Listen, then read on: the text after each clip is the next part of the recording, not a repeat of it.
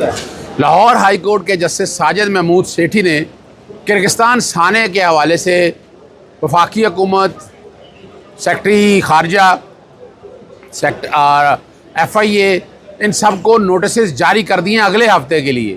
عدالت کو بتایا کہ کرغزستان سانحہ صرف وہاں کے لوگوں بچوں پہ تشدد کا واقعہ نہیں ہے، وہاں ہزاروں بچوں ایک غیر رجسٹرڈ اور غیر لائسنس یافتہ یونیورسٹیوں میں پڑھ رہے ہیں، ان کی ڈگریاں پوری ہو گئی ہیں، اب بچوں کو وہاں سے نکالنا تھا۔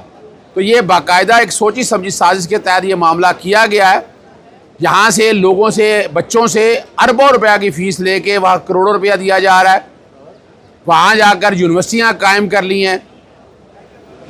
آئین کے تحت تعلیم بنیادی حق ہے، لیکن حکومت وقت نے کچھ نہیں کیا۔ صدر، وزیر اعظم، بلکہ وزیر اعظم کو جوڈیشل کمیشن بنانے کی درخواست بھی دی، جوڈیشل کمیشن نہیں تشکیل دیا گیا ابھی تک۔ عدالت کے ریمارک سے کہ کیا ان کو لائسنس ملے ہوئے ہیں، فیصلہ آ گیا ہوا ہے؟ میں نے کہا جی یہ لائسنس جن کو دیا ان یونیورسٹیوں میں تو اپنی جگہ بات ہے، لیکن اس کے علاوہ چند کمروں پہ قائم یونیورسٹیوں پہ بچوں نے خود رابطہ کیا ہے، انہوں نے بتایا ہے، ایک ایک کیس بتایا ہے کہ کیا کرنا ہے، کیا حالات اور واقعات سامنے لے کر آنے ہیں۔ تو کوشش ہماری یہی ہے کہ عدالت تک یہ معاملہ لے کے جائے، بنیادی حقوق کے تحفظ کا معاملہ ہے۔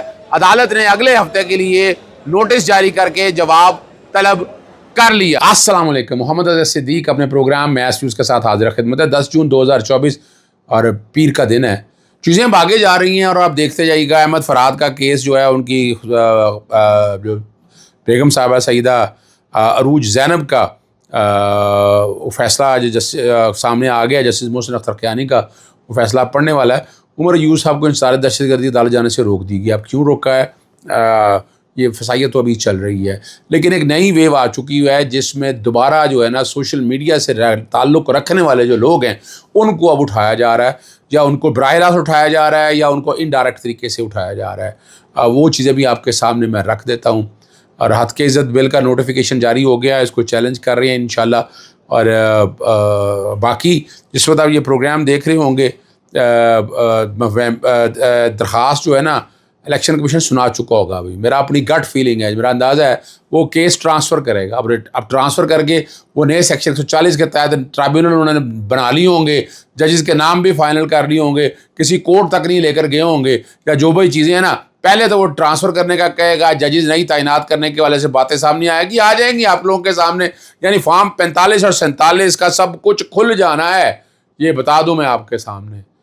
وہ رہنا نہیں ہے ان کے ساتھ۔ کرغزستان میں جو بچوں کے ساتھ زیادتی ہونے والی ہے، یعنی جو ہمارے طالب علم تھے MBBS کے تعلیمیں حاصل کرنے کے لیے تھے، ان کے حوالے سے میٹر میں نے ٹیک اپ کیا ہے جسٹس ساجد محمود سیٹھی صاحب، اس کے حوالے سے بات ساری آ جائے گی۔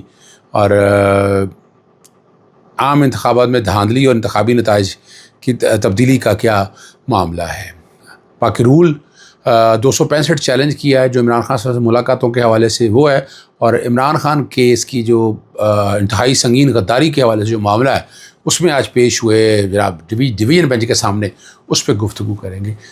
پروگرام کے شروع میں آپ نے کرغزستان کے حوالے سے بچوں والا معاملہ وہ دیکھ لیا ہے، وہ سارا آپ کو اندازہ ہو جائے گا بڑی وضاحت کے ساتھ۔ اور پروگرام اور چلتے ہیں آگے کی طرف۔ عمران خان صاحب کا سنگین غداری والا جو کیس ہے، جو کابینہ اور رفقۂ کار، عمران خان اور رفقۂ کار کے حوالے سے حکومت پنجاب نے 26 مئی 25 یا 26 مئی کو کابینہ نے منظوری دے دی۔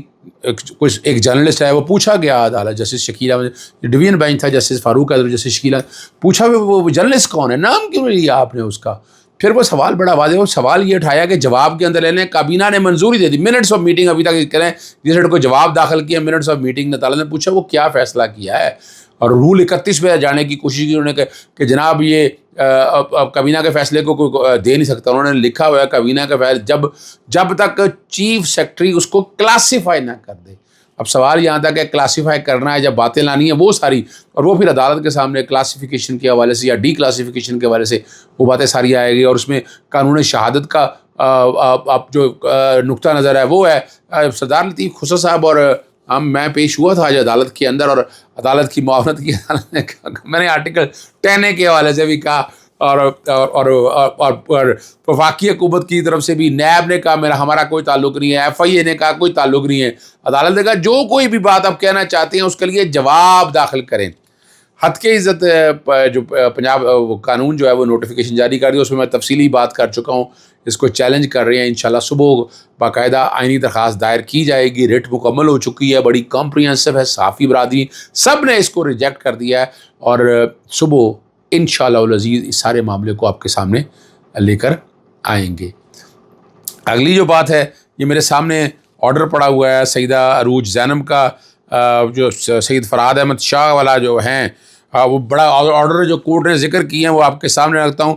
جبری طور پر لاپتہ سید فرہاد علی شاہ کے گھر نہ پہنچ سکا, 15 مئی 2024 سے جبری طور پر لاپتہ ہوئے, اور مقدمہ نمبر 347/2024 15 مئی زیر دفعہ 365 اور 427 تھانہ لوئی بیر میں درج ہے.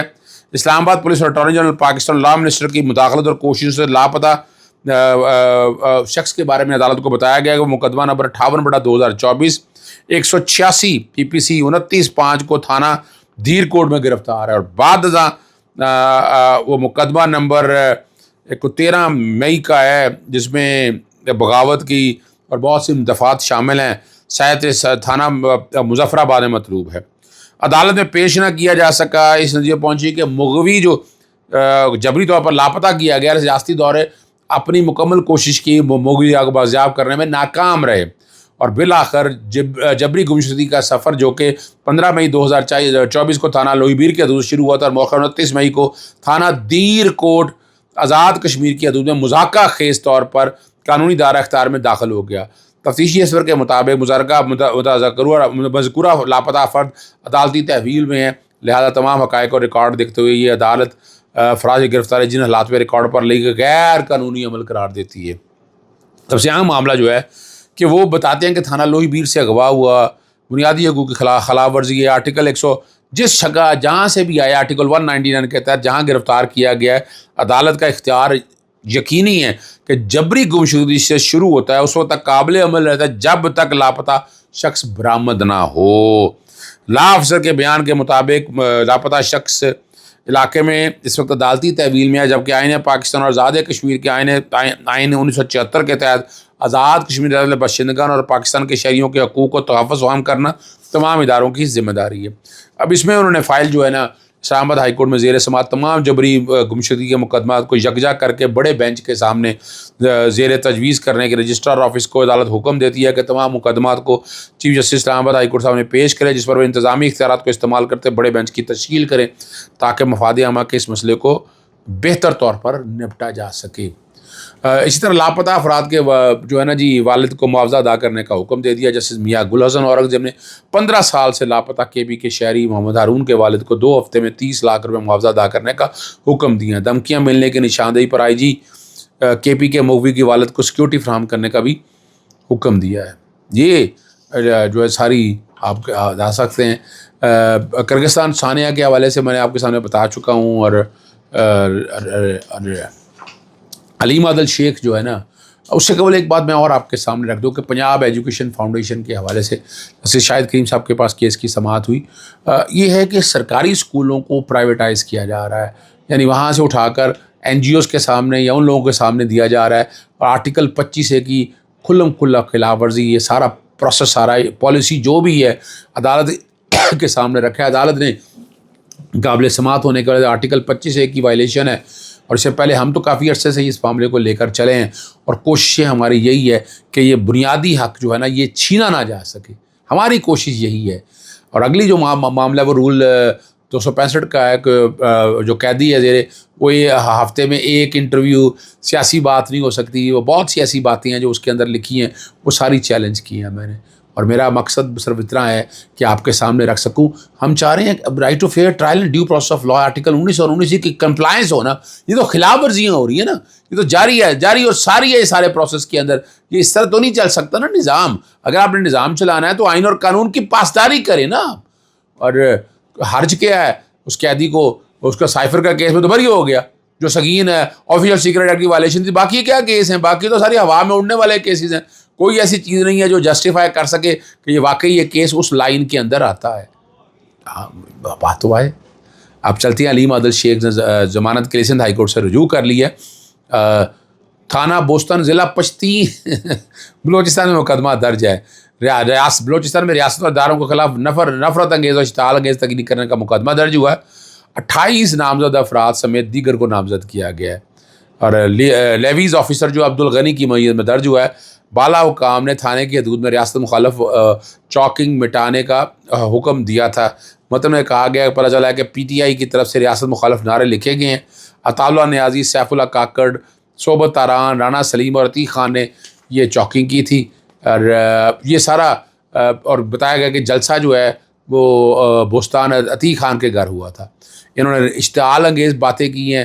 یہ ساری جو ہے آگے جو عام انتخابات میں دھاندلی اور نظامات کا نتائج تبدیلی کا جو معاملہ ہے وہ NA 241 پیپلز پارٹی جو امیدوار مرزا اختیار بیگ کی کامیابی کے خلاف درخواست دیار بیان الفی جمع کرا دیا ہے. 2 جولائی کو جو بیان الفی جمع کرانے کی ہدایت دی ہے. ٹرائبل نے فریقین سے 2 جولائی کو دلائل دینے کا بھی کہا ہے.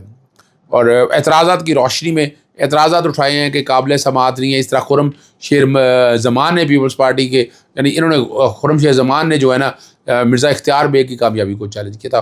عمر ایوب پاکستان تحریک انصاف اپنے طور پر اب کوشش کر رہی ہے، ٹرائی کر رہی ہے کہ حالات دیکھے جائیں، سارے معاملات دیکھے جا سکے. کوشش اپنی جگہ پر چل رہی ہے.